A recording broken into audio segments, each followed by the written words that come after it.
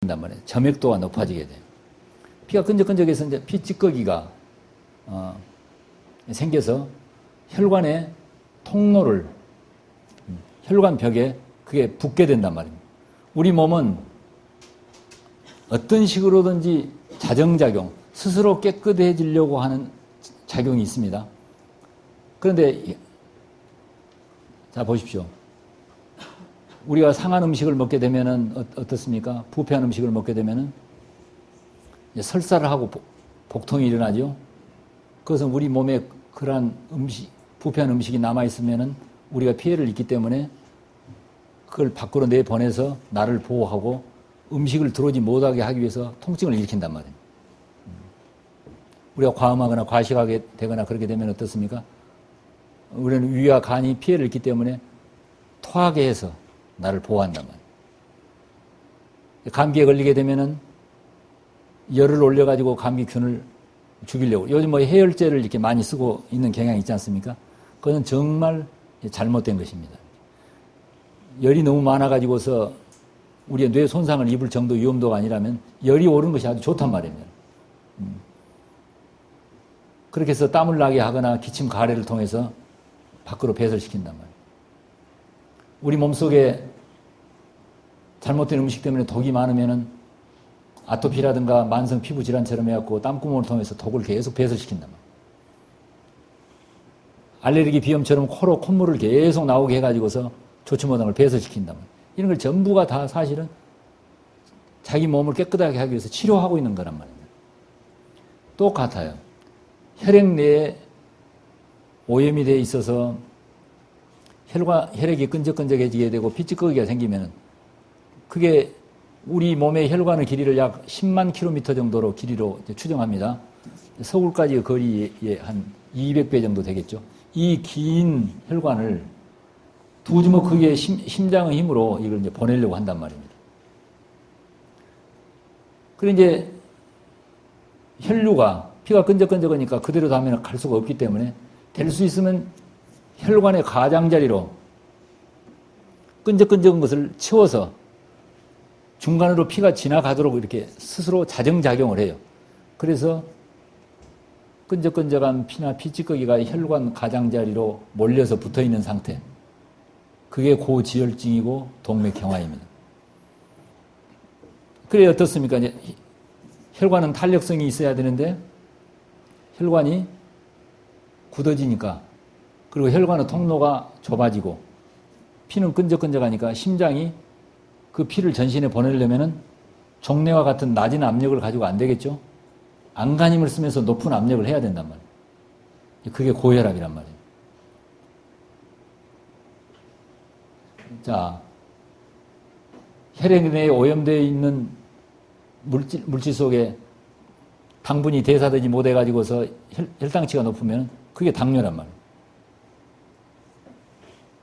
아까 그 피찌꺼기가 돌아다니다가 우리 심장의 관상동맥에 혈관을 막으면 그게 협심증이고 심근경색증이란 말이에요. 그 피찌꺼기가 우리 뇌 혈관을 막으면 그게 뇌졸중이고 중풍이래요. 혈액 내에 기름기가 많아가지고서 간에 침착되면은 그게 지방간이란 말이에요. 혈류가 나빠가지고 전립선으로 가는 혈액순환을 나쁘게 해서 전립선이 붓게 되면은 그게 전립선 비대증이란 말이에요. 자궁쪽으로 가는 혈류가 나빠가지고 자궁이 굳어지게 되면 그게 자궁근종이란 말이에요. 관절이라든가 이런 쪽으로 가는 혈류가 나빠서 관절이 점점 퇴행되면 그게 관절염이란 말이에요. 모든 만성 통증도 사실은 혈액순환에 문제가 있단 말입니다. 요즘 만성 통증이 하도 많아가지고 만성 통증 산업이다 이런 이야기가 있죠. 허준의 동의보감에 보면은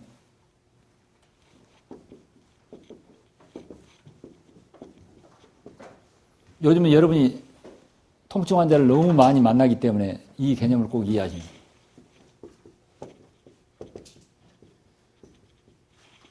통즉 불통이요.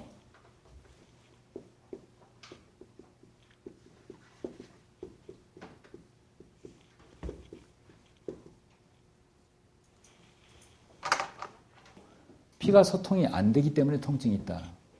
통증이 요즘 많죠. 어깨 결림이라든가 또는 허리 통증이나 무릎 통증이 많단 말입니다. 그래서 어떻습니까? 허리 통증이 있으면 허리 디스크고 어깨나 목이 통증이 있으면 목 디스크고 이렇게 무릎이 아프면은 퇴행성 관절염이고 우리가 흔히 그렇게 생각하죠. 물론 그런 것도 있겠죠. 그러나 허리 통증이 심하거나 어깨가 결려가지고서 무릎이 아프거나 그래서 수술을 해가지고서 아주 시원하게 낫는 사람 봤습니까?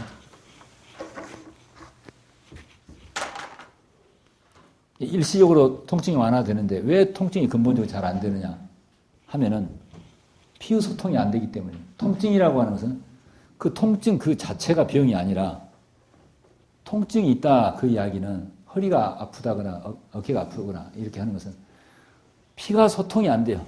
독이 많아가지고 혈류가 좋지 않아갖고 지금 피가 소통이 안 됐으니까 피 좀 소통시켜주세요라고 계속 보내는 메시지란 말이에요.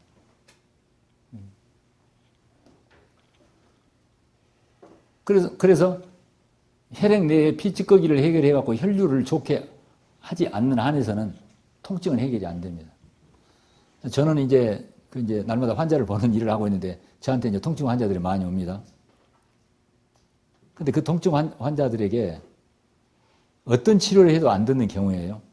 저는 일주일이나 2주 정도 이렇게 좀 효소 절식을 좀 시킵니다.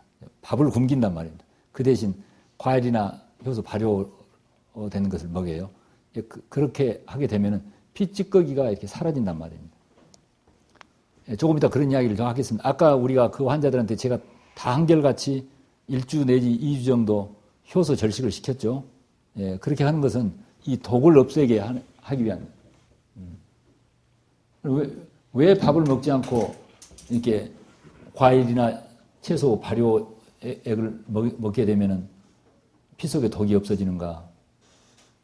우리는 이제 사람의 건강의 문제를 우리는 이렇게 이제 자연의 이치에서 배워야 되는데요.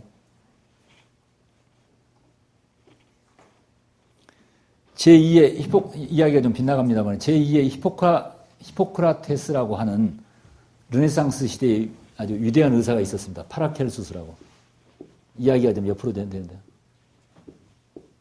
다음에 의학사 시간에 파라켈수스라고.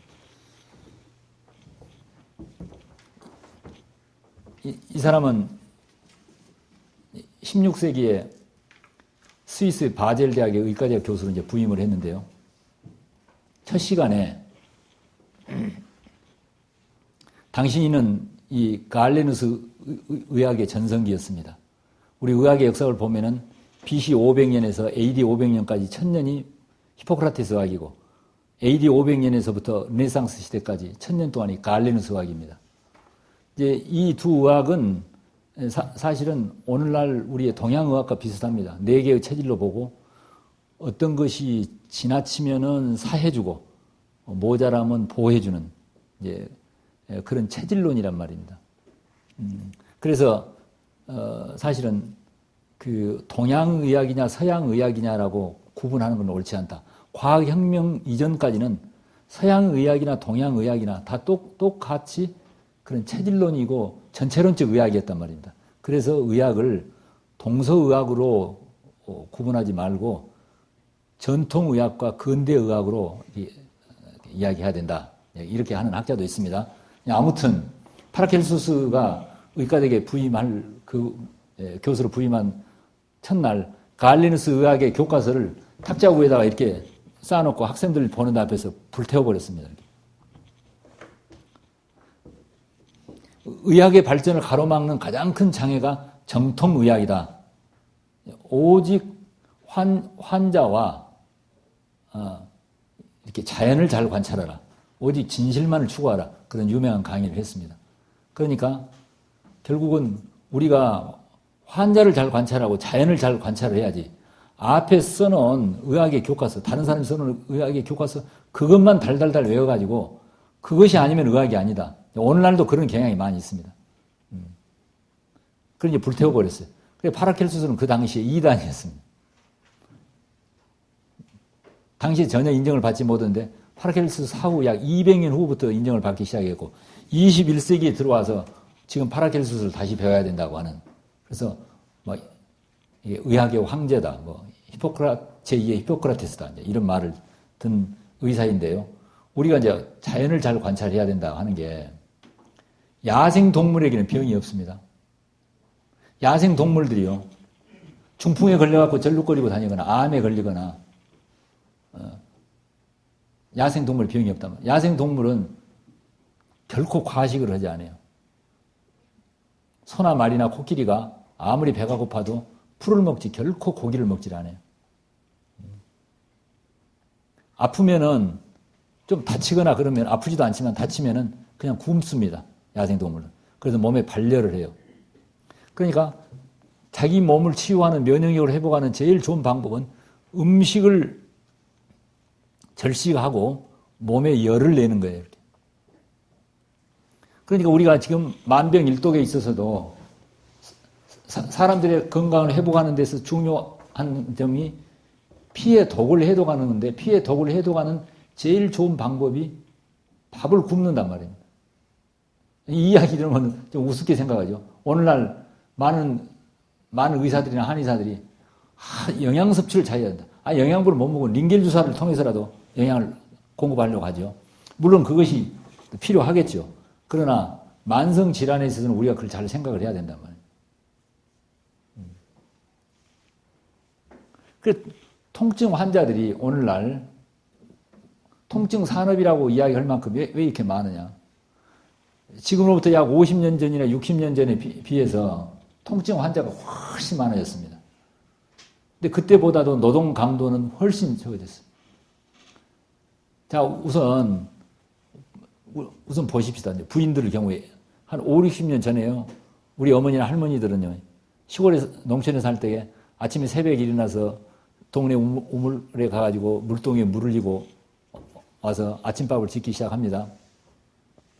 그리고 모카밭에서 모카를 따다가 그걸 실터를 뽑아가지고서 물레로 자아가지고서 배틀에 짜가지고서 옷을 해 입었어요. 요즘 같은 세탁기가 없습니다. 들에 개울에 가가지고서 겨울에 추운데도 빨래를 합니다. 빨래를 또 풀을 해요. 대리미질을 해요. 애기는 지금보다도 서너 배나 더 많이 났어요. 부엌에서 불을 때 해가지고. 노동 강도가 지금 여성들의 아마 10배는 더 많았습니다. 심하게 말하면 한 100배쯤은 그때가 더 고생했어요. 그런데 그때보다 지금이 훨씬 통증이 많단 말입니다. 이상하지 않아요? 왜 그러겠습니까? 여기에 정확하게 이야기한 거예요. 피가 소통이 안 돼. 왜 피가 소통이 안 돼? 피에 독이 많아요.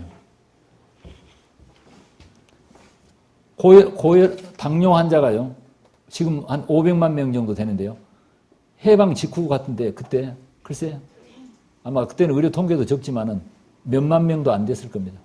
일본의 통계하면 일본이 지금 1,300만 명 인구 1억 2천 중에서 1,300만 명의 당뇨 환자가 있는데 태평양 전쟁 직후에 자기들 통계에 하면 몇천 명이었어요. 그때는 뭐 의료 통계도 많지 않았지만.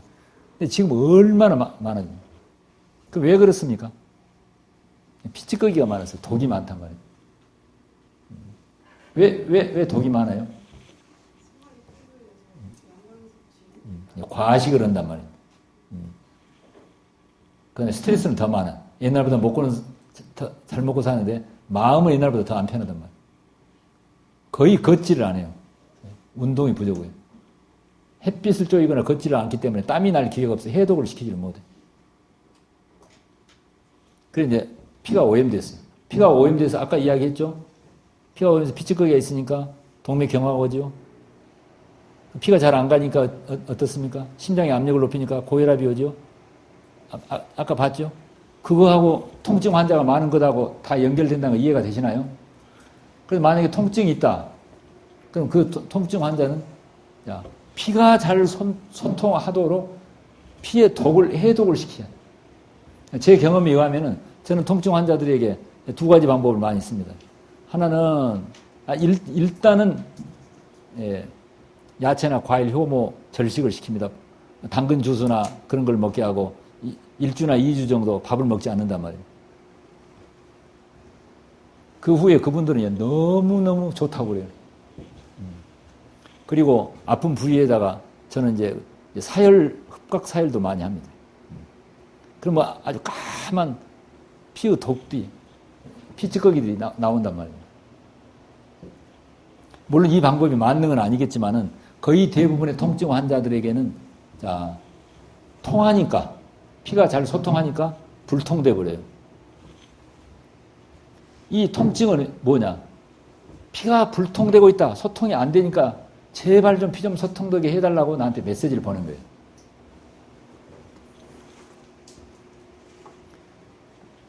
미국의 위스콘신 대학에 있다가 그 스탠포드 대학으로 가는 그 닥터 브루스 립튼이라고 하는 교수가 있는데요. 이 사람은 신념의 생물학이다. The Biology of Belief, 신념의 생물학이라고 하는 아주 유명한 그 이제 책을 써서 하여튼 세계적으로 경천동지할 만한 업적이다. 이런 평가를 받는 분입니다. 이분은 그 책의 내용이 우리 세포의 청사진이라고 할 수 있는 유전자의 코드 배열과 유전자의 활동성이 세포 내의 사정에 의해서 영향을 받는 게 아니라 그 사람의 지각, 그 사람의 마음이나 신념에 의해서 절대적으로 영향을 받는다. 바꾸고 말하면은 그 사람의 세포를 바꾸려면은 그 사람의 마음을 변화시켜야 된다. 그런 이야기입니다. 세포 생물학자가 그걸 증명해냈단 말입니다. 아까 내가 이야기한 것도 같죠? 스크린에 몸을 변화시키려면은 마음의 필름을 바꿔야 된다. 그래서 그 세포 생물학자는 만성 질환자들에게 어떻게 세포 생물학적인 치료를 할 건가? 어떤 유전자 조작을 하거나 그걸 할 건가 아니라 마음을 변화시키기 위한 3일짜리 프로그램을 만들어갖고 지금 하고 있습니다. 미국에서. 그런데 그 닥터 브루스 립튼의 이야기 중에 이런 게 있어요. 브루스 립튼이 학생 때 이제 자동차 서비스 공장에서 아르바이트를 했는데 어느 날 퇴근할 시간이 됐는데 젊은 여성이 자동차 엔진에 고장이 났다고 그걸 고쳐달라고 이제 차를 몰고 들어왔단 말입니다. 그런데 대강 살펴보니까 체크해서 고치는데 서너 시간을 요하는 이제 그런 고장인데 이제 퇴근 임박이었고 다 서둘러서 퇴근 준비를 하고 있는데 고쳐내라고 한단 말입니다. 그래서 너무 시간이 오래돼가지고 오늘은 안 되겠다. 내일 다시 와라. 근데 이 젊은 아가씨가 막 때를 쓴단 말이에요. 나는 오늘 기어코 고쳐갖고 어디를 가야 된다. 하도 그러니까 한 친구가 오케이 내가 고쳐주겠다. 그렇게 해가지고 이제 이 차를 몰고 공장 안으로 들어갔어요. 그런데 불과 20분도 못 돼갖고 딱 고쳐갖고 왔단 말입니다. 자동차 모니터 앞에 표시등이 있죠. 경고등에. 그게 이제 자동차 엔진이 고장났다고 하는 사인 등불이 딱 꺼져가지고 있단 말입니다. 그 아가씨는 이제 그 차를 몰고 갔습니다. 간 다음에 야, 너 어떻게 그렇게 그 차를 그렇게 빨리 고칠 수 있느냐? 그러니까 그 친구가 가서 차를 고친 게 아니라 들어가서 커피 한 잔 먹고 담배도 하나 피우고 표시등에 있는 그 전구를 빼버렸어요. 그러니까 전구 모니터에 등불은 나갔죠. 메시지는. 아가씨는 몰고 갔단 말입니다. 브루스 리튼이 하는 말은 혈압이 높은 환자에게 혈압 강화제를 쓰는 거.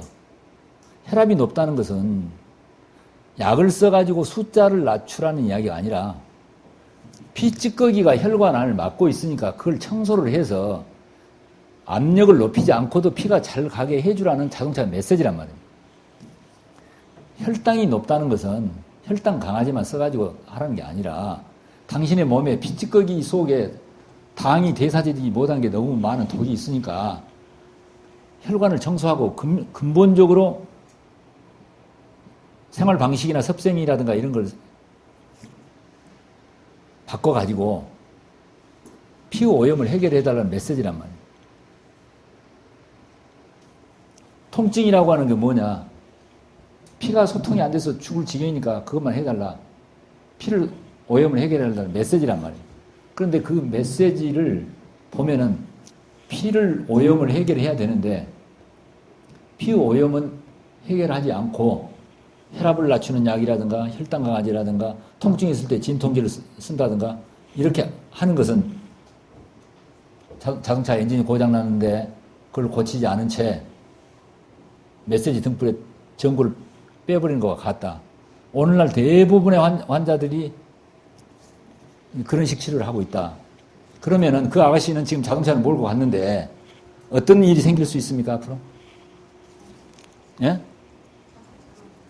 자동차가 멈추는 일이 생긴단 말입니다.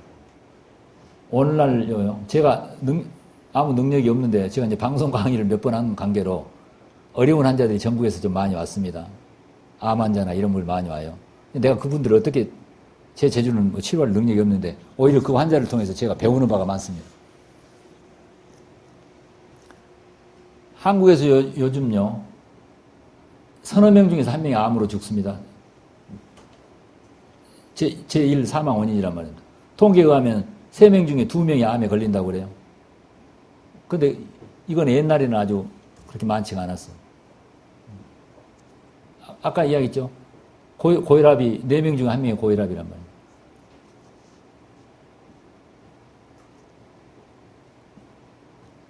그런데 그런 사람들이, 많은 사람들이